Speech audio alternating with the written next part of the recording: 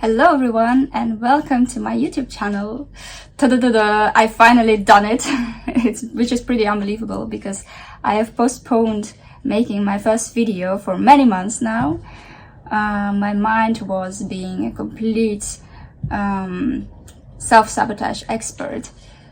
And it said, oh, you need to move to a different place in order to have a more beautiful background. You need to learn how to speak more confidently in front of the camera. And then I thought, well, this time is never gonna come. I might as well just, not do anything with my life if I want to stay in fears and doubts and all of these non-productive things. Okay, so first of all, my microphone was not even connected and this bag was in the way. So I'm gonna move it. Well, that's how the first video goes. It's never perfect. Good thing is that I can edit out the parts that I don't like, which will probably be the whole video.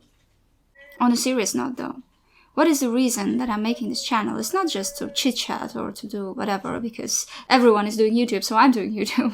Or that it's a way to make money or become popular or whatever. Those things do not inspire me anymore. At my age, I'm 32 now. And throughout my life, I have made many, many mistakes that also shaped the person that I am now and that made me learn a lot of things.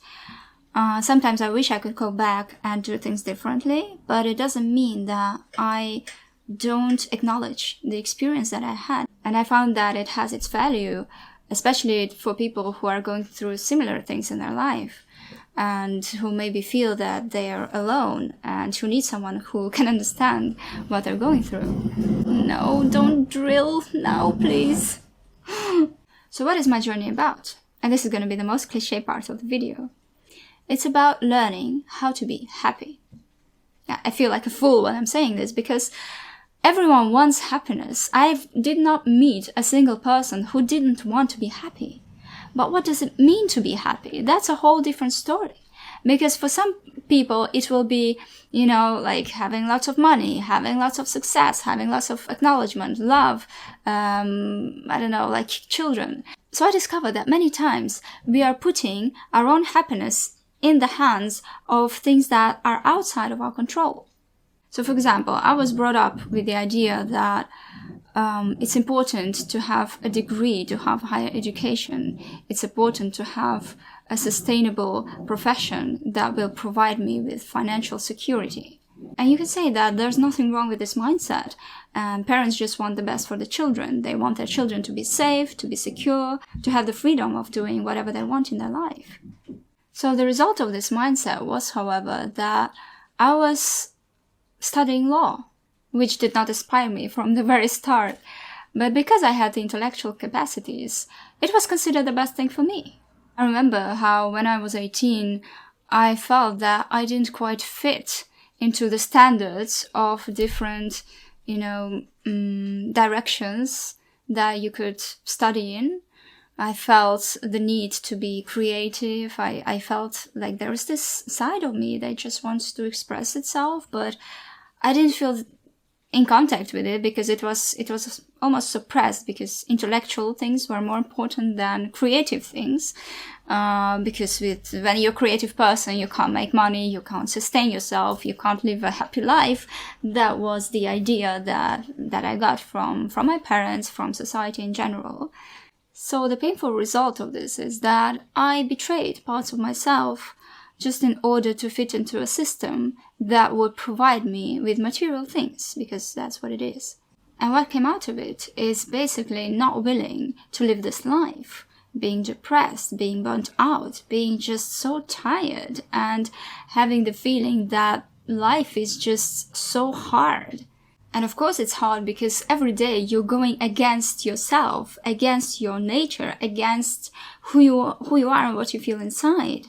And the longer you do it, the more you feel disconnected with who you are. And the more things like, oh, you just be yourself, those kind of phrases just start hurting you because you don't know who you are anymore. So in the end, I had this master's degree in law, which most people look up to when you tell them.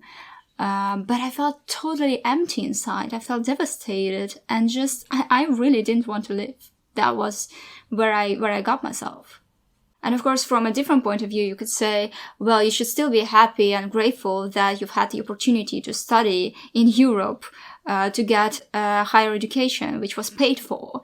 So those are things that a lot of people don't even have access to. And that's also what my mom and stepdad told me, that I should still be grateful and that I have all of these opportunities that many people don't have. And, you know, it's a very difficult situation when you're already in such a conflict with yourself, having a hard time to understand who you really are and what you want and what kind of life you want to live. And at the same time, you're made guilty for it, for being an empty, lost, ungrateful, spoiled weirdo. So I went down into another rabbit hole for a couple of years, which is called blaming the parents. So I was like, hey, why am I so innocent? I didn't do anything wrong, and my parents forced me to study something that I don't like, and I hate my life. That was before I learned about the concept of karma, cause and effect, different philosophies that I explored later on. And all of these inner problems also led me to study psychology, to understand myself better, to understand the mind, how this functions, what is this. I remember when I was younger that I was thinking, how come there is no tutorial on how to live this life? How come no one teaches us how to be, how to just, how to do it out here? Because at such a young age, I was actually able to find myself under pretty much every mental disease there was. I remember just reading the symptoms on the internet, and I was like, oh, that, I have that. Like, I can relate to that. Oh, and this also is something that I encounter. And so I was like, yeah, either there's something wrong with me, or there's something wrong with the world, or I don't know, or everything is just messed up.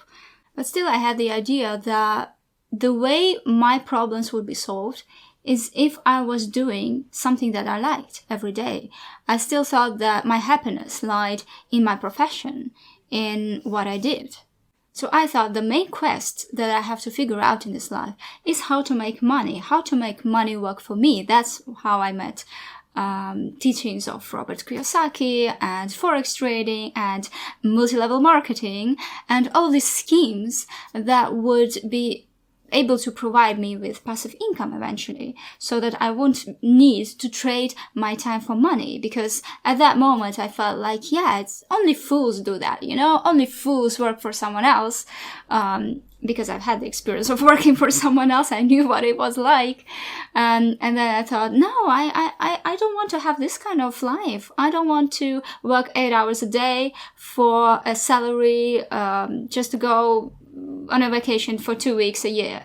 That was not the kind of life that I saw for myself. So in a way, I understood that standard employee path was not for me anymore. But still, I didn't have the knowledge or the experience to make it work in a new way, in a new system. I didn't even have this mentality, rich dad, poor dad, and like all of these teachings. It was a time where I was watching these YouTube podcasts of rich people, wealthy people who have changed their mentality, who went from being poor to being super, super wealthy. And I thought, well, I need to learn from those people, because that seemed to be my idea of happiness, of a happy life. And even though it was considered a good thing that I was exploring different paths, I was doing personal development, how they call it, I was thinking of how to educate myself better, how to be more, skilled in different areas. I was also doing a lot of courses on LinkedIn. There's this Lynda platform. I think I've done about 30 courses or something, on different, areas of different skill sets. And it was a time where basically everything other than law was super interesting for me because I felt like in those 6 years that I've done 6 years over my education. In those 6 years, I felt like I was in a cave or something. And then I learned about, wow, there's so many different topics you can learn about. And it was just so fascinating at that time. And the interesting part about all of that was that I still did it from a mentality that got me into the problems that I was facing. there was a huge part of me that was still wounded and was thinking about getting approval, getting, validation, getting to be better than my parents, to show people that they were wrong. This kind of teenager rebel mentality, I will prove it. I will show them, that kind of thing. And as long as I stayed in this motivation, nothing really worked. I didn't become successful. I didn't earn money. I didn't become an adult. So I was actually in an adult body, but inside I was still a kid. I was still between a kid and a teenager, and those two were always shifting. So I lived in this worldview where at one point you think, oh, the world is such a scary place, everyone is so greedy, so bad, and it's so hard to make it. That's why you're a kid and the world seems big to you. And on other moments I was like, oh, I don't care about the world. I will show, I don't care what anyone thinks, this kind of rebel mode. It's more like a teenager. But it's never truly an adult mode where you are, feeling whole, where you're taking care of yourself, where you're just making healthy decisions. That's something where I really had to grow into. And now I've come to the point of my life where I really believe that those experiences, so-called negative experiences and like the feelings that I went through, which were not pleasant at all, were needed to shape me the way I am right now. Because how else could I have come to these realizations? I have no idea. I think that was really the perfect way. And it made me realize how learning to be an adult is such an art in itself, that it's a lot easier to blame someone else. It's a lot easier to give away responsibility to other people, to the country, to the place you were born, to all the circumstances, all the external things. Because it's always easier to do that than to look deep inside yourself, to explore who you are, to get to know your limiting beliefs, your belief systems that have actually nothing to do with who you really are. And although we learn a lot in schools and universities, but the art of being an adult is something that you just have to figure out along the way. And I think one of the most important, if not the most important thing that I figured through this journey is that I wasn't able to do it by myself. I had to have mentors. I had to have people who would guide me through this. Although it was a little painful for my ego, I must say, because I thought of myself as being a smart person, because I was, objectively, I had good grades. I was always good at studying and learning things. So admitting that I was not always right or didn't have it all figured out was not easy at times. But it was very liberating, because for a very long time, as a woman that has grown up in Belgium with European values and, this emancipation, feminism, and all these kind of things, I didn't even realize that it was an option to ask for help, for example, to admit that you feel lost, you don't have it all together sometimes, and that it's okay to make mistakes, it's okay not to be perfect, it's okay not to be able to do good for everyone. Those are the things that I had to discover, and I'm glad I did, because otherwise I wouldn't be able to share my story. Having gone from an introverted geek with social anxiety and many other anxieties to a lady that I am right now, I think it has pretty much been worth the effort. So if you're really interested in transforming your life, not by changing or trying to influence some external circumstances, but really diving deep into the truth of who you are, I invite you to walk this journey together. Feel free to check out my Instagram and TikTok as well, under the same name, Christina_Inspired by Life, where I share videos on topics like philosophy, psychology, metaphysics, and spirituality, also inspired by Eastern ancient teachings. So take care and see you soon.